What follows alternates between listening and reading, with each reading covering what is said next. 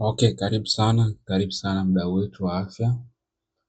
Karibu sana kwenye mada zetu ambazo tunakuwa tunazungumza kuhusu masuala mbalimbali ya kiafya, na kama ilivyo desturi na kama ilivyo utaratibu wetu, tunapenda kuongelea masuala mbalimbali ya kiafya, hasa ya kike na kiume. Sasa moja ya kitu ambacho nilitamani tukiongee ni kitu kimoja, kwamba asilimia kubwa sana ya miongoni mwa mimea ambayo tunaitumia sana kwenye Mimba Plus, ambayo ni dawa ya uzazi kwa wanawake, kuna baadhi ya virutubisho vingi sana ambavyo viko nyumbani,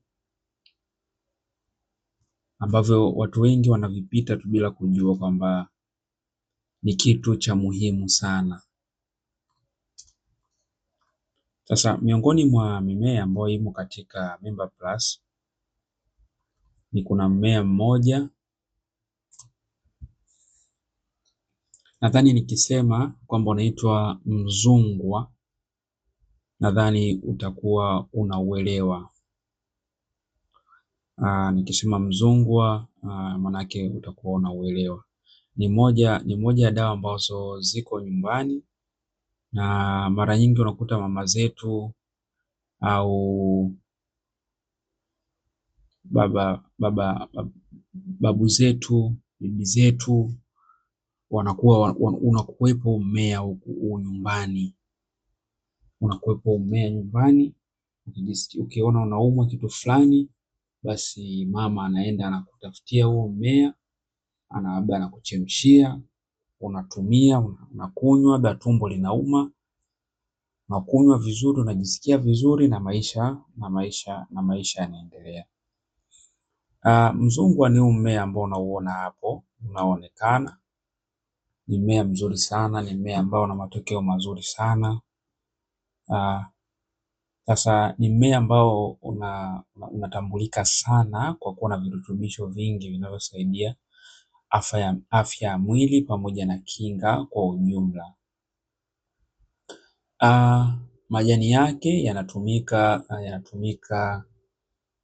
kama tiba, yanatumika mizizi yake au magome yake yanatumika kwa ajili ya kiafya, na baadhi ya faida ambazo tutazungumzia hapa, faida chache tu. Kwanza ni mmea ambao una energetic, kwamba ni mmea ambao unaongeza nguvu mwilini, kwa sababu majani yake yana madini ya chuma, yana calcium na ya protein, ambao husaidia kuongeza nguvu za mwili na kupunguza uchovu. Kwa wale watu ambao hata wanapata maumivu makali ya hedhi kwa sababu upungufu wa calcium, wanapokuwa wanatumia inakuwa inawasaidia. Lakini kwa wale wababa ambao wenye changamoto ya nguvu za kiume, wanapokuwa wanatumia, kuna madini chuma ambayo yapo humu ndani na yanawasaidia, wanakaa vizuri sana. Lakini pia inaimarisha kusaidia afya ya uzazi. Kwa mfano kwa wale wanaume ambao, kwa sababu tumesema kuna zinc, kwa unaongeza ubora wa mbegu, lakini pia kuimarisha nguvu za kiume, kuboresha afya ya hormone kwa jinsia zote. Lakini pia kwa mwanamke inamsaidia mwili kupata virutubisho muhimu katika mfumo wake wa uzazi. Lakini pia miongoni mwa faida ya tatu, inaimarisha kinga ya mwili, kwa sababu mzungwa ni mmea ambao una vitamin A, nzuri sana kwa macho. Vitamin C ni nzuri sana kwa labda mtu mdomoni wanakutana na vidonda, au wanakosa vitamin C, wengine wanakosa vitamin E. Kwa hizi ni vitamin ambazo ni muhimu sana kwa binadamu. Tukizungumzia faida za vitamin E, tukisema tunaweza kuzungumzia vitamin A kwa ufupi, tunakusudia kuzungumzia kwanza ni kirutubisho muhimu sana. Inaboresha afya ya macho, kwa sababu kwa wale watu ambao wanakuwa hawaoni vizuri wakati wa usiku, kulinda macho, matatizo ya usiku, ile ukavu machoni, kupata ile maji kwenye macho. Lakini pia kuimarisha kinga ya mwili kwa kama una mafua, kikohozi, magonjwa mengine mfano bakteria na virus. Lakini pia inasaidia afya ya ngozi. Lakini pia inasaidia ukuaji wa mwili, hasa ukuaji wa watoto. Inasaidia afya ya uzazi kwa jinsia zote. Inalinda mapafu na moyo kwa sababu inakusaidia vizuri zaidi. Ambapo lakini pia kuna vitamin, pia tumesema kuna vitamin C. Hii ni nzuri sana kwa sababu ukiwa na vitamin C pia inaimarisha kinga ya mwili, ngozi, inasaidia pia ufonzaji, absorption ya zinc, yani ufonzaji wa madini chuma. Lakini pia inalinda mwili dhidi ya magonjwa kwa sababu ni antioxidant. Husaidia afya ya moyo, husaidia kupunguza uchovu, lakini pia afya ya uzazi. Lakini pia hata upungufu inasaidia kurekebisha changamoto hata za mbegu za kiume kwa wanawake, lakini pia kurekebisha hormone na kutoa sumu mwilini kwa wanawake. Lakini pia tukizungumzia pia na vitamin E. Vitamin E ni moja ya vitamin ambayo ni muhimu sana kwa afya ya binadamu kwa sababu inalinda seli za mwili kwa sababu ni antioxidant. Inasababisha pia afya ya ngozi, lakini pia kinga ya mwili inakuwa iko madhubuti, kusaidia moyo, kusaidia macho, kusaidia afya ya uzazi.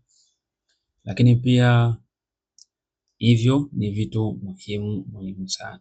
Lakini pia tukizungumzia kitu kingine au faida nyingine ya mzungwa, inaboresha afya ya damu kwa sababu kuna madini chuma, inasaidia kuongeza damu na kupunguza hatari ya upungufu ya damu. Maanake hapo tunakusudia kwa wale watu ambao wenye sickle cell. Kwa hiyo ni muhimu kutumia mzungwa kwa sababu ni moja ya mmea ambao